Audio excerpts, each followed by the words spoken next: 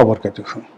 সম্মানিত দর্শক, 2025 সনের শারদীয় দুর্গাপূজা নিয়ে বাংলাদেশে রীতিমতো লঙ্কা কাণ্ড ঘটে যাচ্ছে। যে ঘটনা ইতিপূর্বে কখনোই ঘটেনি, ঠিক তদ্রূপ ঘটনাই এইবার ঘটে যাচ্ছে।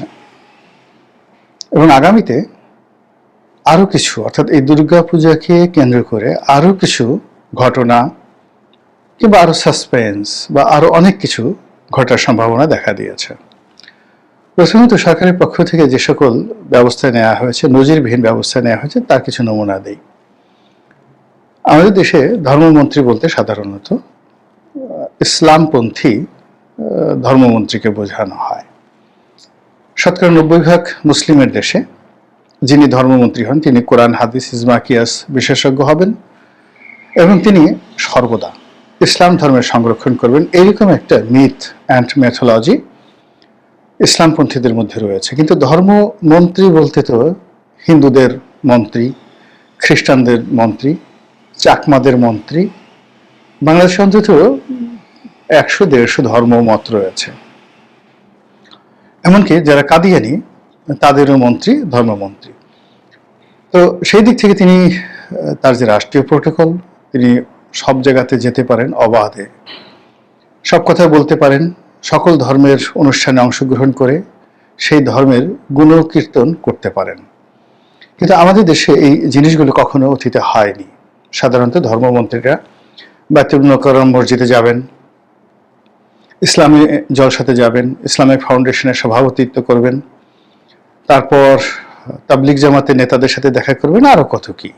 কিন্তু ঠিক সেই জায়গাতে যেটি হচ্ছে, এইবার যিনি ধর্মমন্ত্রী হয়েছেন, অতীতের সকল ধর্মমন্ত্রী, মানে এখন তো আসলে ধর্মমন্ত্রী নয়, ধর্ম উপদেষ্টা, তো যিনি ধর্ম উপদেষ্টা রয়েছেন তিনি অতীতের যে কোনো ধর্ম উপদেষ্টার চাইতে ইসলাম বিশারদ, অর্থাৎ একেবারে সত্যিকার অর্থে আলেম বলতে যা বোঝায়, মাওলানা বলতে যা বোঝায়, হুজুর বলতে যা বোঝায়, বর্তমান ধর্ম উপদেষ্টা ঠিক এইরকমই। এর আগে আওয়ামী লীগ জামানাতে এরকম একজনকে দেওয়া হয়েছিল, মাওলানা নুরুল ইসলাম, তাকে সবাই নুরুল রাজাকার হিসেবে জানতেন।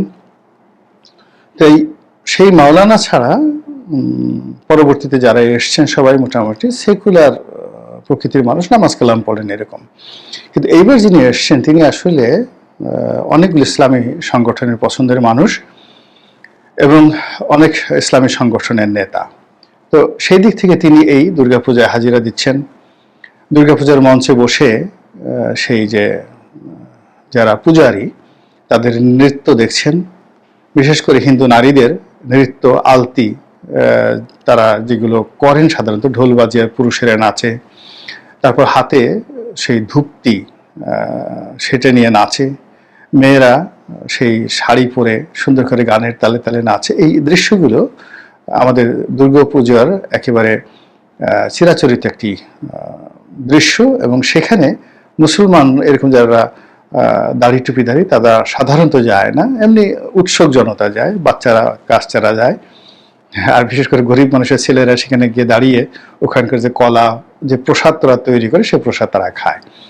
তো যাই হোক, এইবার সেই ধর্ম উপদেষ্টা অনুষ্ঠানগুলোতে যাচ্ছেন, যেটা খুবই যাকে বলা হয় ভারত তোষণ, হিন্দু তোষণ এবং সমাজে একটা ব্যতিক্রম ধর্মী কিছু করার প্রচেষ্টা মনে হচ্ছে সরকারের পক্ষ থেকে। আরেকটি জায়গাতে দেখলাম, সত্য বা মিথ্যা আমি আসলে দেখিনি, সেটা হলো এই পূজার প্রস্তুতি কেমন চলছে এটি দেখার জন্য স্বয়ং প্রধান উপদেষ্টা মানে প্রধানমন্ত্রীর পদে যিনি আছেন বা তার সমপর্যায়ের পদ মর্যাদা যিনি রয়েছেন সেই ডক্টর মোহাম্মদ ইউনূস তিনি এটি তদারক করেছেন। এটিও নজিরবিহীন ঘটনা। পুজোর অনুষ্ঠানে একেবারে ঢাকেশ্বরী মন্দিরে প্রধানমন্ত্রী গিয়েছেন কালে ভদ্রে, কিন্তু প্রধানমন্ত্রীর পক্ষে যারা হিন্দু নেতৃবৃন্দ যেমন অসীম কুমার উকিল কিংবা ধরেন সুরঞ্জিত সেনগুপ্ত ওনারা যেতেন, কিন্তু একেবারে স্বয়ং শেখ হাসিনা সেখানে গেছেন, পূজার প্রস্তুতি কেমন হলো সেটা দেখতে গিয়েছেন। আমি এই দৃশ্য দেখিনি, আপনারা দেখেছেন কিনা বলতে পারবেন। কিন্তু এইবার ডক্টর মোহাম্মদ ইউনূস সেই কাজগুলো করছেন। 3 নম্বরে যে জিনিসটা হলো সেটা হলো ভারতের যে দুর্গাপুজো, সেই দুর্গাপূজার অনুষ্ঠানকে আকর্ষণীয় করার জন্যে সেখানে ইলিশের একটা বিরাট চালান পাঠানো হয়েছে। আমরা বাংলাদেশে এই মুহূর্তে ইলিশ খেতে পারছি না, ইলিশের দাম আকাশচুম্বী। তো বাংলাদেশে ইলিশের যে দাম তার সাথে অনেক অনেক বাজার মূল্যের সাথে অনেক অনেক কম দামে ভারতে বিশাল চালান, কত মেট্রিক টন, 10,000 মেট্রিক টন না কত মেট্রিক টন যেন পাঠানো হয়েছে। মানে 1 কেজি, মানে 1000 কেজিতে হলো 1 টন। 1000 কেজিতে যদি 1 টন হয় তাহলে মানে 10,000 টন না কত টন আমি এটা বলতে পারবো না, এরকম পাঠানো হয়েছে। কত কন্টেনার, আনলিমিটেড। তো এটা 10 টনই হোক আর 10,000 টন হোক, ইট ডাজ নট ম্যাটার। মূল ব্যাপার হলো ভারত আমাদের সঙ্গে বিমাতা সুলভ আচরণ করছে, আমাদের অসুস্থ রোগীদেরকে ভারতে যেতে দিচ্ছে না, সীমান্ত প্রায় বন্ধ।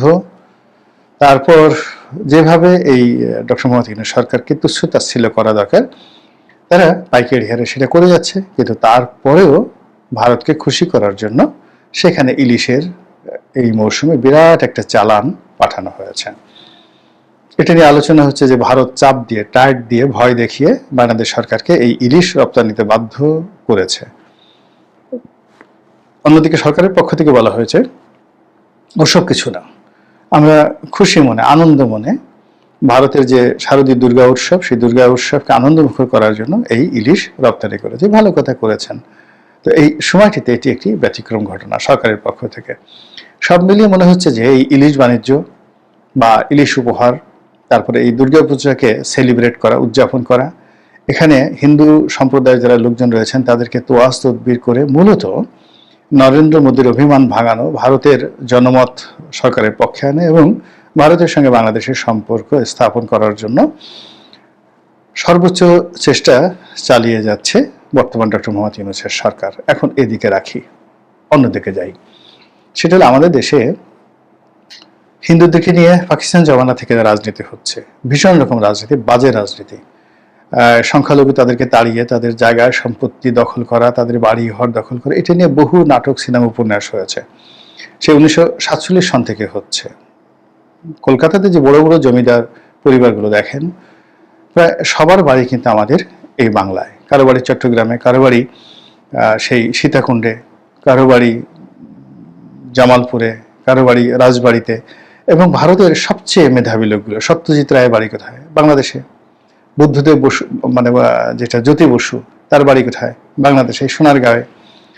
নায়িকা ছিল সন্ধ্যা রায়, তার বাড়ি কোথায়? রাজবাড়িতে, সে বিখ্যাত নায়িকা সন্ধ্যা রায়। সুচিত্রা সেনের বাড়ি কোথায়? বাংলাদেশে। এরকম অসংখ্য। আপনার মৃণাল সেন, বিখ্যাত চলচ্চিত্র পরিচালক, মৃণাল সেনের বাড়ি কোথায়? বাংলাদেশে। তারপরে সুনীল গঙ্গোপাধ্যায়ের বাড়ি কোথায়? বাংলাদেশে। অঞ্জন দত্ত থেকে শুরু করে আরো অনেক বড় বড় শিল্পী, অঞ্জন দত্ত নয়, আমার এই মুহূর্তে নচিকেতা, তার বাড়ি বাংলাদেশে, বরিশালের অঞ্চলে। মিঠুন চক্রবর্তীর বাড়ি কোথায়? বরিশালে। এরকম অসংখ্য। টোটাল ভারতবর্ষ যারা বিনির্মাণ করেছেন, তাদের শীর্ষ নেতৃবৃন্দ যারা রয়েছেন, তাদের সকলেই বাড়ি বাংলাদেশে।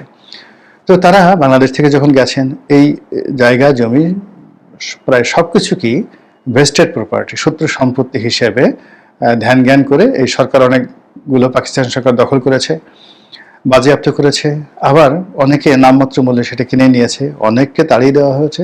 ফলে পুরো পাকিস্তান জামানাতে এটা নিয়ে একটা ব্যবসা হয়েছে। আবার যখন বাংলাদেশ স্বাধীন হলো, তখনও কিন্তু এই যে হিন্দুদের ভারত গমন, এটা থেমে থাকেনি। যেভাবে ভারত তারা পাড়ি জমিয়েছে, এবং লাস্টের দিকে দেখা গেছে যে আওয়ামী লীগ হিন্দুদের ভোট পেয়েছে, হিন্দুদেরকে যাকে বলা হয় তার আশ্রয়ের কথা বলেছে, কিন্তু ছাত্রলীগ, যুবলীগ, আওয়ামী লীগের লোক দ্বারা হিন্দুরা যেভাবে বঞ্চিত হয়েছে। বিশেষ করে একটা ডাটা আমি এই মুহূর্তে বলতে পারবো না, বাট যে ডাটা আমরা দেখেছি 2009 থেকে 2025 সন অবধি, অর্থাৎ কত হিন্দু পরিবার বাংলাদেশ ছেড়েছে এবং তাদের উপর কি পরিমাণ নির্যাতন হয়েছে, তাতে দেখা যাচ্ছে যে অতীতের সকল যে রেকর্ড, সেই রেকর্ড এই 2009 থেকে 2025 পর্যন্ত রেকর্ডগুলো ব্রেক করেছে। এজন্য হিন্দুরাই মাঝে মধ্যে বলে থাকেন যে আওয়ামী লীগ শুধুমাত্র আমাদেরকে ব্যবহার করে প্রয়োজনে, আর যখন আমাদের উপর জুলুম অত্যাচার করার দরকার হয় তখন অন্য সবার চাইতে আমাদের উপর জুলুম অত্যাচার তারা বেশি করে। এই গেল এক। 2 নম্বর হলো যে হিন্দুদের যে শারদীয় দুর্গাপূজা, এটাকে কেন্দ্র করে আমাদের এই সমাজে অনেক অনার সৃষ্টি তৈরি হয়। আমাদের দেশে কিছু কনজারভেটিভ লোক আছে, যাদেরকে আপনি উগ্রবাদী বলতে পারেন, নির্বোধ বলতে পারেন। তারা সত্যিকার অর্থে এই দুর্গাপূজাটাকে নষ্ট করার জন্য ঈর্ষাবশত এই কাজগুলো করে। আমরা যখন ছোট ছিলাম সেই ৭২-৭৩ সনে তখনও দেখেছি যে দুর্গাপূজার দুটো হাত ভেঙে আসলো। মা দুর্গার, হিন্দুদের যে দুর্গা দেবী, যারা মানে যাকে তারা মা দুর্গা বলে, তার হাতখানা ভেঙে দিল, কালীর পাটা ভেঙে দিয়ে আসলো, তারপরে গণেশের মাথাটা কেটে নিয়ে আসলো। তো এরকম ঘটনা একেবারে সেই ছোটকাল থেকে আমরা দেখে আসছি, এবং এগুলো যে খুব সংঘবদ্ধ করে অনেক সময় চ্যাংড়া পোলাপানও কিন্তু এই কাজগুলো তারা করে থাকে। তো ওটা ঠিক আগের জমানাতে এটাকে ক্রাইম হিসেবে ধরা হতো না, এটাকে অনেকটা ঈর্ষা, অনেকটা উৎসব, অনেকটা দেখে এটা ঢিল মারলে দেবী কি করতে পারে, এই ধরনের কথাবার্তা। কিন্তু এখন যেটা হচ্ছে সেটা হলো হিন্দুদেরকে অপমান করা, এরপরে হিন্দুদের একটি আনন্দময় উৎসব মুখর পরিবেশকে নষ্ট করা, এবং তাদের মনে আতঙ্ক তৈরি করে এটা রাজনৈতিক ফায়দা লুটার জন্য একটা সংঘবদ্ধ শ্রেণী বাংলাদেশে দীর্ঘদিন ধরে কাজ করছে। তো সেই দিক থেকে এখন যেহেতু আওয়ামী লীগ ক্ষমতায় নেই, তো এখানে যদি হিন্দুদের উপর কোনো নির্যাতন হয়, এই পূজা নিয়ে কোনো অঘটন ঘটে, তাহলে তার সকল দায় দায়িত্ব সরকারের উপর বর্তাবে, বিএনপির উপর বর্তাবে, আর বেশি করে বর্তাবে জামাতের উপর। এবং এই কাজটি করার জন্য আওয়ামী লীগের যারা লোকজন রয়েছে, যারা ঝটিকা মিছিল করছে, তারা যদি প্ল্যান ওয়াইজ কোনো কাজ করে, আপনি এটাকে কি বলবেন বলেন। দ্বিতীয়ত, এই ধর্মকে ব্যবহার করে ভারত যে অপকর্ম করবে না তাও কিন্তু বলা যায় না। অর্থাৎ ভারত এই সময়টাতে দেখা গেল একটা উত্তেজনাকর পরিস্থিতি তৈরি করলো। এমনি আমাদের দেশে বহু ভারতীয় নাগরিক আছে বলে নানা রকম খবর বেরোচ্ছে। তারপরে ভারতের এজেন্ট, রয়্যাল এজেন্ট বলে বিভিন্ন বড় বড় নেতা, তারপরে সেসব বড় বড় ইনফ্লুয়েন্সার, তাদেরকে ট্যাগ দেওয়া হচ্ছে। এমনকি পিনাকির মতো লোককে বলা হচ্ছে এটা হলো আসলে রয়্যাল এজেন্ট।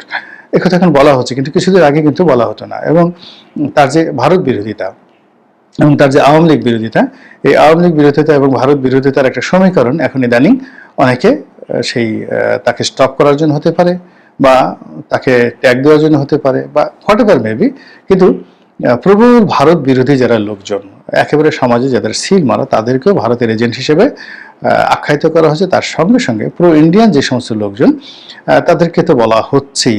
এর ফলে কি হলো, সত্যিকার অর্থে আওয়ামী লীগের যে সমস্ত লোকজন যারা এখন ভারতে আশ্রয় নিয়ে আছেন, ওইগুলোর চাইতে মানে তারা যে ভারতের এজেন্ট বা ভারতের দালাল, ভারতের তাবেদার, এগুলো ভুলে গিয়ে মানুষ এখন বলার চেষ্টা করছে যে এই মুহূর্তে বাংলাদেশের রাজনীতিতে যারা আছেন তারা অনেকে ভারতের এজেন্ট।